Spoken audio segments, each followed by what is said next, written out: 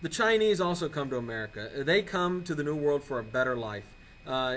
Some come as indentured servants. There's a name for these. We call them coolies. A coolie is a Chinese indentured servant.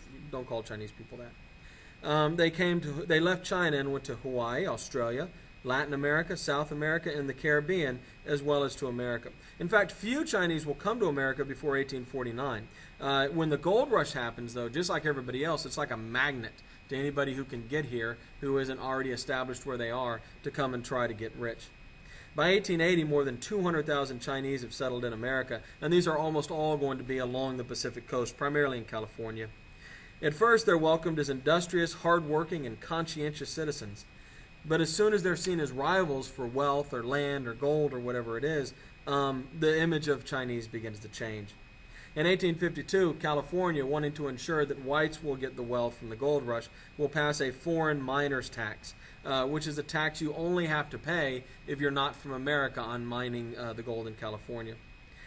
As the easy-to-find gold, the gold that is on the surface and you don't need heavy mining equipment to get, the Chinese begin to be driven out of the gold business. They just don't have the capital to organize a serious mining operation.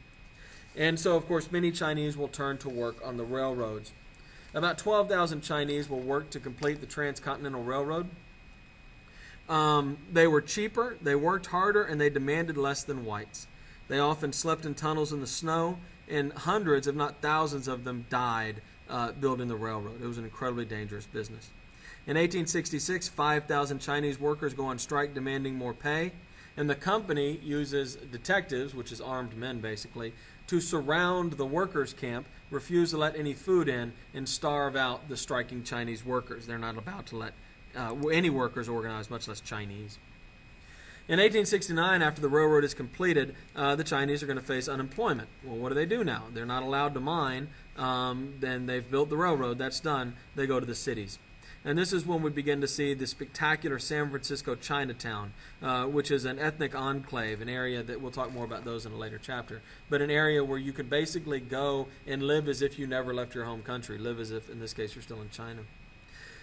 They had benevolent societies which operated very much like the Democratic and Republican parties. They helped their constituents, and their constituents were the Chinese. So if you were a Chinese person and you needed justice, or somebody in your family got sick so you needed food or coal to heat your house in the winter, you would go to these benevolent societies, which were run by the Chinese. Festivals are a big deal, a big part of the culture, and they still are. They also had secret societies called tongs. Tongs did what today we think of as organized crime. They might run opium and prostitution rings. Few whites even knew they existed at the time. Most Chinese worked as laborers, servants, or factory hands, but some began to begin their own business. And the businesses they most frequently started were laundries. Well, why? Because they were really good at laundry? That's not really what's going on. Laundries have a low startup cost, and they don't really require you to speak any English. You don't have to have a lot of interaction with the customers. And so they were something Chinese could do.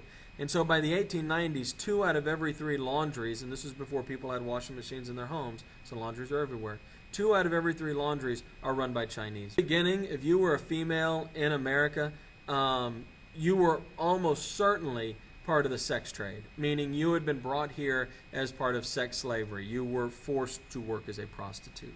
In 1880, and so this is 30 years later, still almost half of all females in China, females in America, are prostitutes.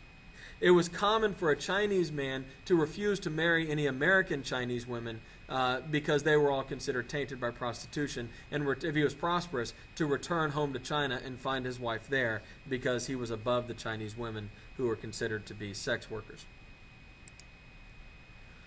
White laborers became angered at the Chinese. Anytime people can't find jobs or wages are low or it becomes difficult to form unions, it's very easy to blame immigrant groups. You simply say, they're taking our jobs. They work for less money, so people pay us less money. We can't form a union because then they'll just go hire the Chinese. And so the Chinese become the object of a lot of white anger, particularly white working class anger. Well, the politicians aren't dumb. They see this. And so California Democrats actually, Democrats in other parts of the country are the pro-immigrant party. But in California, they're going to exploit the hatred of the Chinese. And they are going to use this to try to get elected by passing laws making life hard for the Chinese. The Working Man's Party in California, founded in 1878 by an Irish immigrant, is based entirely on hating the Chinese. It is essentially the Know-Nothing Party for California, and it's anti-Chinese. Anti-Chinese fever spreads throughout the West. By 1882, Western politicians are able to get Congress to pass the Chinese Exclusion Act. This bans immigrants from China. It's renewed in 1892 and made permanent in 1902 and is going to sit there until after World War I.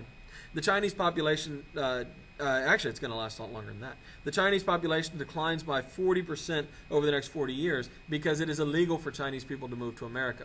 Now, I don't want to get into a competition about which racial group has faced the most prejudice, but I will say this. The Chinese are the only group in American history who have been simply banned from coming to America. So they do have that, which is a pretty impressive accomplishment in racism, in my opinion.